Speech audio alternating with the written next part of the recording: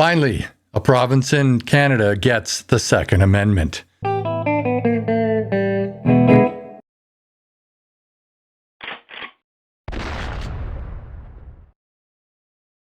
Hey y'all, welcome to my channel. I hope you're having a great day. Danielle Smith announced the other day that her government will be introducing an amendment to the Alberta Bill of Rights. And this amendment has a lot of things going for it. I'm going to play you the clip that she put out, and then we're going to talk about it. My fellow Albertans, I have some exciting news to share with you today about an important step forward for our province in protecting the rights and freedoms that are central to our identity as Albertans.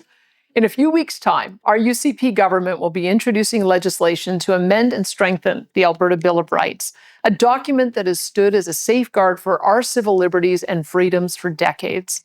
Since its inception, the Alberta Bill of Rights has been a reflection of our shared values, recognizing the fundamental rights and freedoms that are essential to a free and democratic society.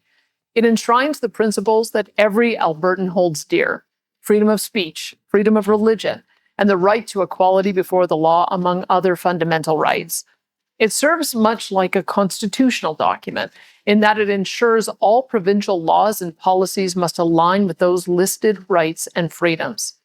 Now, the Bill of Rights has served its purpose well over the years, but as our society evolves, so too must our laws to ensure our rights and freedoms remain properly protected in an ever-changing world. One of the amendments we are making to the Bill of Rights is to reinforce the right of every Albertan to make their own choices regarding the medical treatments they receive. This includes ensuring that every individual in our province who has the mental capacity to do so will have the right to decide whether or not to receive a vaccination or other medical procedure. In recent years, we've seen the challenges and hardship that can arise when that right to bodily autonomy is not adequately protected. It is my firm conviction that no Albertan should ever be subjected or pressured into accepting a medical treatment without their full consent.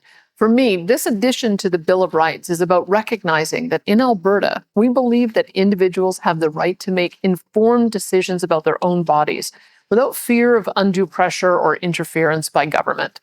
The amended Bill of Rights will also strengthen property rights, another cornerstone of living in a free and democratic society.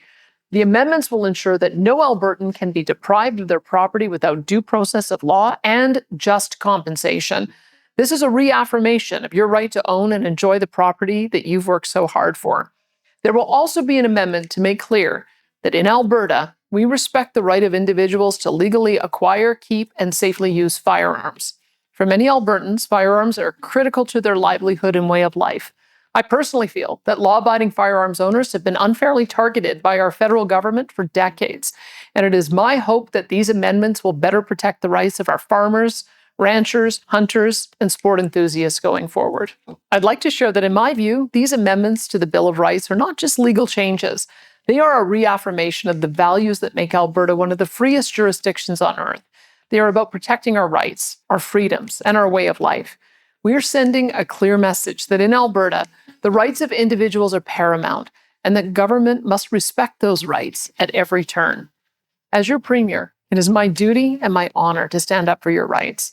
I believe deeply in the principles of individual freedom and personal responsibility that have guided and built this province for generations. Thank you for your trust and commitment to the values that make Alberta the amazing province and beacon of freedom we have become in the world. As you can see, some of the things that she is putting in the bill, well, they should be in our federal bill, like property rights and the right to bodily autonomy. But one of the most important rights, I think, is the right to own and safely use firearms. Now, it doesn't quite go as far as the Second Amendment in the United States, but it is a positive step forward, I think. A lot of Americans say that the Second Amendment is what allows them to keep all the other rights that they have. Let's think about it. If you don't have the right to defend your rights, do you truly have that right? That's a question I've asked a lot of people, and it's kind of a philosophical question, I guess. In Canada, we don't seem to have the right to defend our rights. We have pretty much a duty to retreat, not all the time, and technically a lawyer would say that you don't. However, in practice, we do have the duty to retreat, which I don't agree with at all. If you have a right, you should be able to stand up for that right. And that includes being able to use a reasonable amount of force. Now, of course, some people will point out using a reasonable amount of force is in the criminal code. However, you must exhaust all options, including the option to run away before you use that force. And of course, there are some exceptions, such as you're not expected to abandon your house or, not to protect people and that kind of thing. But even if you use a firearm to protect yourself within your own home, it's likely that you're going to be charged, especially in certain jurisdictions such as British Columbia or Ontario, Quebec, that kind of thing. And there are many, many cases that demonstrate this. So I think that this is a huge step forward, and I hope that it gets adopted by other provinces, such as British Columbia, where I live. But the chances of that are pretty slim. But that's just my opinion. I'd love to know what you think. Put your comments down below. And while you're at it, please like this video, share with your friends and on social media. And if you haven't already, please subscribe to my channel and hit that bell notification so you never miss another video. Also, please join me on Thursday nights at 6 p.m. Pacific time for my live stream where you can join in on the conversation. Finally, there is a link to a lot of my social media in the show notes of this video, including a link to my website where you can sign up to take the Canadian Firearms Safety course. Thanks for watching, and I'll see you in the next video.